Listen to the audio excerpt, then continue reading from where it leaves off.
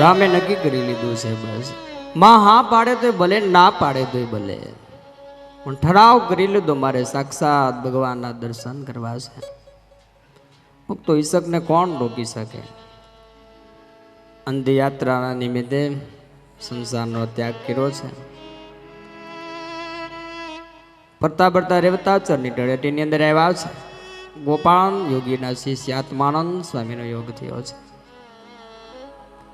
લાગ્યું કે ભગવાન ભેટાડ એવા મહાન સત્પુરુષ છે, મહાપુરુષ છે. એમની પાસેથી દીક્ષા લીધી છે. રામાનંદ એવું નામ રાખવામાં આવ્યું છે. ગુરુદેવ મારે સાક્ષાત ભગવાનના દર્શન કરવા છે. ગુરુદેવ આપ દર્શન તો કરાવશો ને? બેટા રામ, ચિંતા ન કરીશ, તને સાક્ષાત ભગવાનના દર્શન કરાવીશ. જા, મારું વરદાન છે. અષ્ટાંગ યોગ શીખવો પડે બેટા રામ. ધીરે ધીરે અષ્ટાંગ યોગ શીખવા લાગ્યા છે. એક દિવસ પાસે આવીને કહે છે, ગુરુદેવ અષ્ટાંગ યોગ શીખી લીધો છે. કેટલો સમય વ્યતીત થઈ ગયો, મારું હૃદય હવે ઝંખી રહ્યું છે, મને સાક્ષાત ભગવાનના દર્શન કરાવો. બેટા રામ, તારે ભગવાનના દર્શન કરવા છે? હા ગુરુદેવ. બેસી જા સામે. રામાનંદ સ્વામી ધ્યાનસ્થ અવસ્થાની અંદર બેઠા છે. ધીરે ધીરે ઋતિ સંકેલવા લાગી છે. રાજન,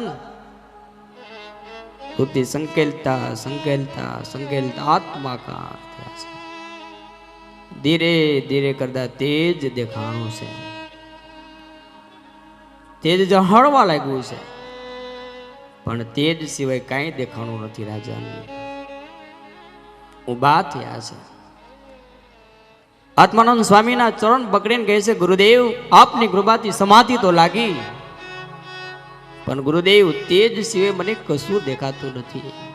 ગુરુદેવ હું તો સાકાર સ્વરૂપનો પ્યાસી છું, મને સાકાર સ્વરૂપના દર્શન કરાવો ગુરુદેવ. મારું મન ઝંખી રહ્યું છે બસ.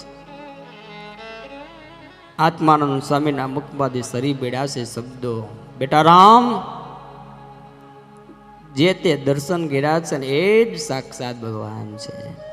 બ્રહ્મ તેજો નિરાકારમ તત્ર પશ્યામિ કેવલમ સાકારમ બ્રહ્મ કૃષ્ણમ તું નેવ પશ્યામિ અભીપ્સિતમ. તેજ છે ને એ જ સાક્ષાત ભગવાન છે. તેજ વિના બીજું કશું હોઈ ન શકે બેટા રામ. અને તે જ ભગવાન નિરાકાર છે આવું કીધું ને ત્યારે રામાનંદ સ્વામી મૂર્છિત તેના ધરાબર પૃથ્વી પર મૂર્છિત થઈને પડી ગયા છે. ધીરે ધીરે મૂર્છામાંથી બહાર આવ્યા છે. બહુ આઘાત લાગ્યો છે. ભક્તો આ ગ્રંથનો ફરીને અર્થ બતાવું છું. ગમે ત્યાં જાઓ, ગમે શાસ્ત્ર વાંચો, ગમે સાંભળો ભણો, પણ કાયમ માટે ગ્રંથથી ખચિત કરી દેજો. આપણા ઉદ્ધવ સંપ્રદાયના જે પાયા નાખનાર ભગવાન સ્વામિનારાયણના ગુરુ આજ સ્વયં બતાવે છે, ભગવાન સાકાર છે. બસ ભગવાન સાકાર છે.